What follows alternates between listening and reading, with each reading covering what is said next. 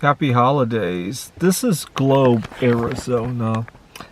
Reminds me of Wallace, Idaho, which I miss a lot. I won't be going back there in the near future, so this is the closest I can get to it at the moment.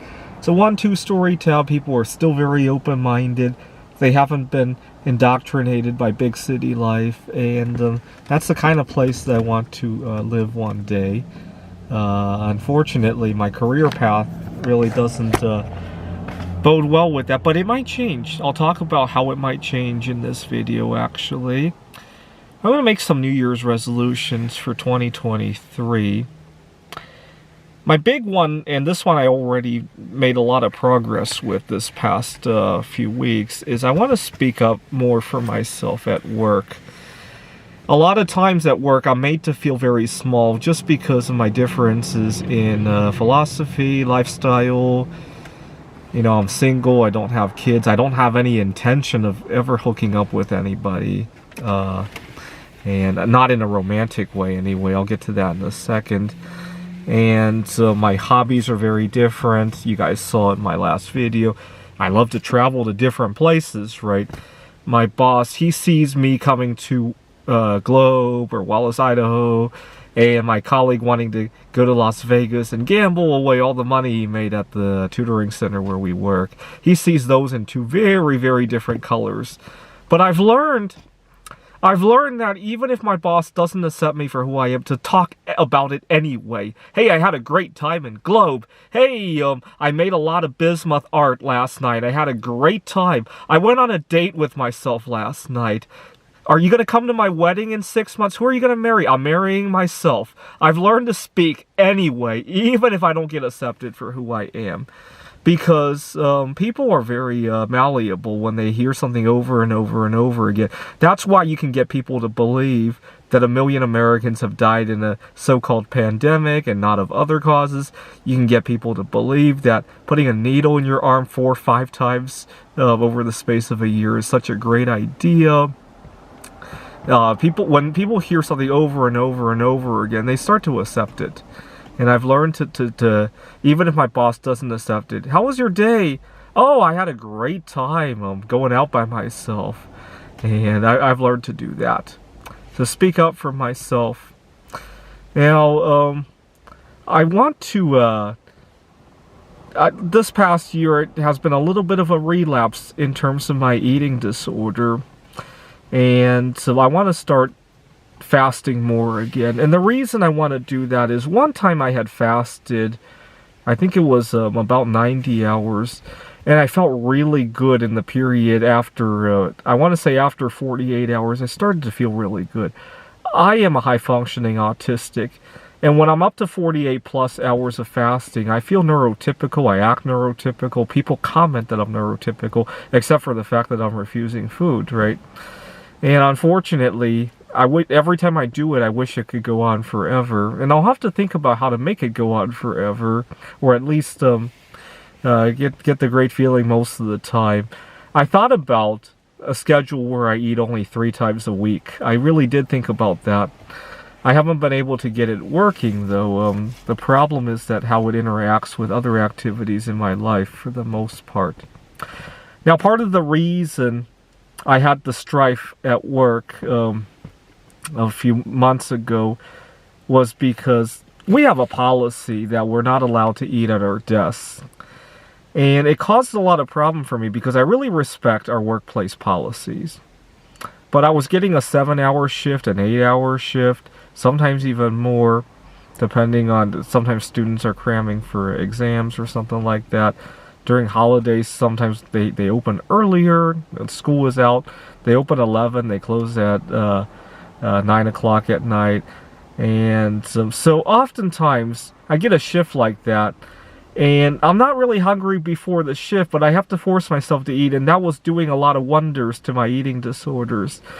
And so, halfway through the first month of my job there, I decided to fuck the policy and eat at my desk anyway.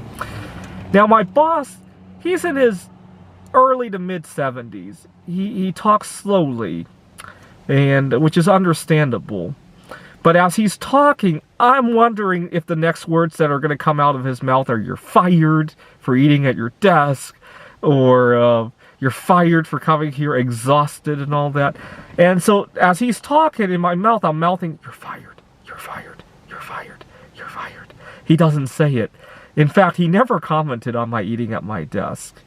And in fact, I went to talk to my one of my colleagues who had been working there for 20 years. I asked her, you know, I know we're not supposed to eat at my desk, but my first couple of weeks here, I ran into a little bit of a problem. You see, I used to be overweight, and part of the way I control my eating disorder is to only eat when I'm hungry. I got an 8-hour shift. I'm not hungry before it. What should I do? I mean, is there a better way I can handle this? And could we trade some schedules so we can have some breaks or something like that?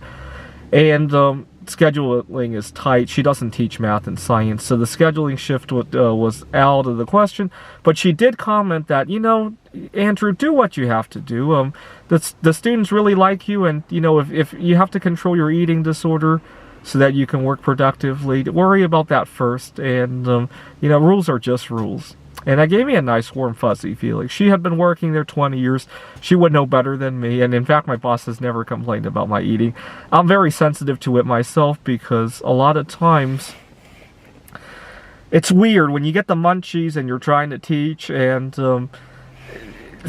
first of all, trying to talk and eat at the same time makes food really taste like cardboard. And I wonder, I went online to research this because it was a curiosity myself. Why did we evolve, our living creatures evolve to eat and talk out of the same organ? You would think evolutionarily it doesn't make a whole lot of sense, right? We're a tribal species as it is. If you find food and you need to inform your family members or your friends about food, wouldn't it be advantageous to be able to eat and talk at the same time? You're eating and a lion comes chasing after you. Oh my God, there's a lion. It would be advantageous to be able to do both at the same time, right? That's why we don't eat and have sex with the same organ, right? If you did, a lot of sexual activity would be interrupted. Oh my God, I got the munchies, right? It would be a detriment to our evolutionary path, right? But yeah, we eat and talk with the same organ. It doesn't make a whole lot of sense. If anybody has an evolutionary reason for that, please feel free to leave a comment. Right. Anyway, so my third resolution is to speak up for myself at work and to follow the rules at work, but know when to break them. Let's put it that way. That's what I've learned to do. Okay. Kind of connected to that, I haven't been sleeping very well, and I know why I haven't been sleeping very well. At one point, I was getting a schedule that was afternoons during the weekday, and I would get a Saturday morning. And it would cause me to have to shift my schedule, almost like I had to travel somewhere once a week and then come back. And I was drinking a lot of caffeine, and so I was yawning the whole time on Saturday, and sometimes the days after Saturday because of that, and the changing the schedules. And that's why I thought I was fired.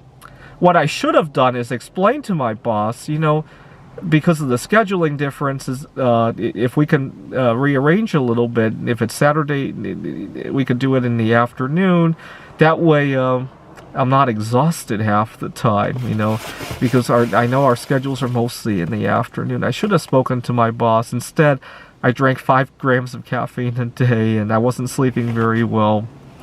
Now, which is really interesting. I learned the lethal dose of caffeine is only 3 grams. I was building up such a good tolerance to it that I was drinking 5 grams of caffeine a day, and I was still yawning the whole time, and not very healthy. I want to sleep better. Now, I don't want to have a romantic relationship. What I do want to do is have a close friend and a life partner. Unfortunately, I've spent many years looking for such a life partner. It could be either gender, by the way. But unfortunately, every time I've gotten involved in it, the other partner wants romance, and sometimes children, and sometimes other things. And I've tried it with both genders, by the way. They all end up with the other one wanting romance.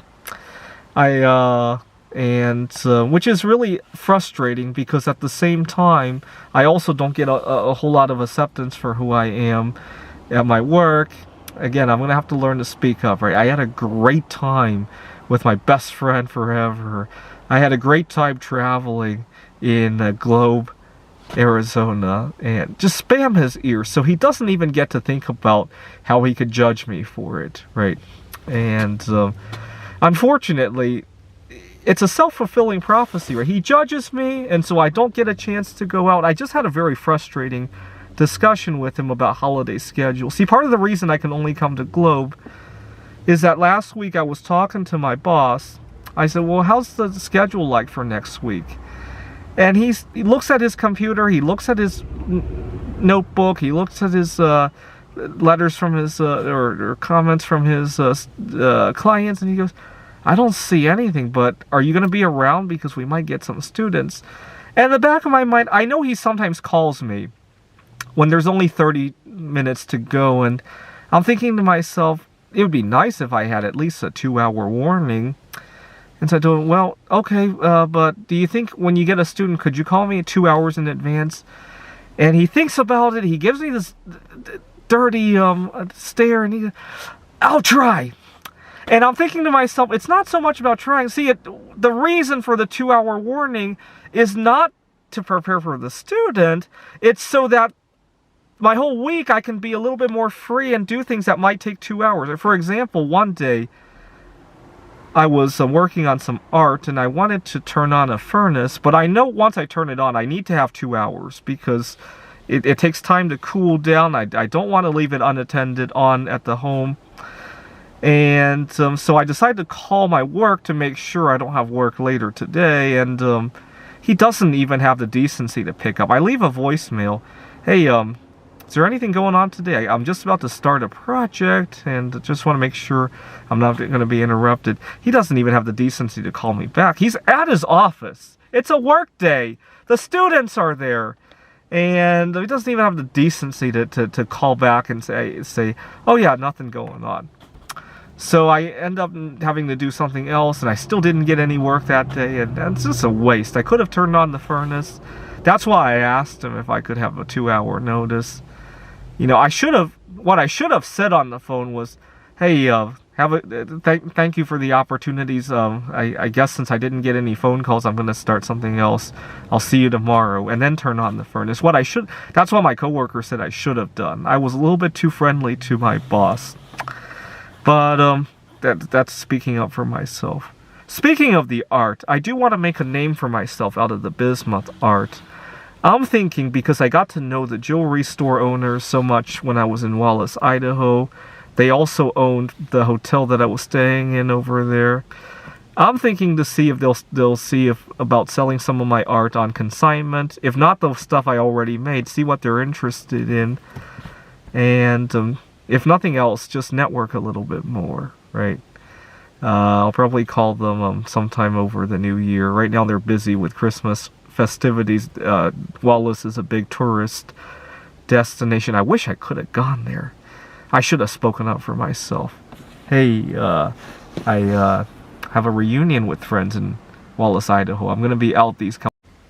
What I said was I should have been more speaking out for myself. Hey, I have a reunion with friends in Wallace, Idaho. I'm going to be gone these days. I've been asking for permission a lot more than declaring what I want to do. Let's put it that way. Oh my God, do I have work later today? I'd like to turn on the furnace. Can I do that? When it should have been, you know, I'm working on something. The furnace is on it. Thank you. I'll see you tomorrow. I think I've been a little bit less of assertive because I wasn't sure how far I can push it. You know, that's another resolution. Know where I stand at my workplace so that I can. I've learned the hard way that most people are not going to let you know where you stand so that you'll be a little bit more timid in asking for stuff. I kind of learned the hard way. And on the flip side of that, maybe not let other people know where they stand on things, right? So for example, with my clients, I sometimes let them know too much about my personal quirks. So,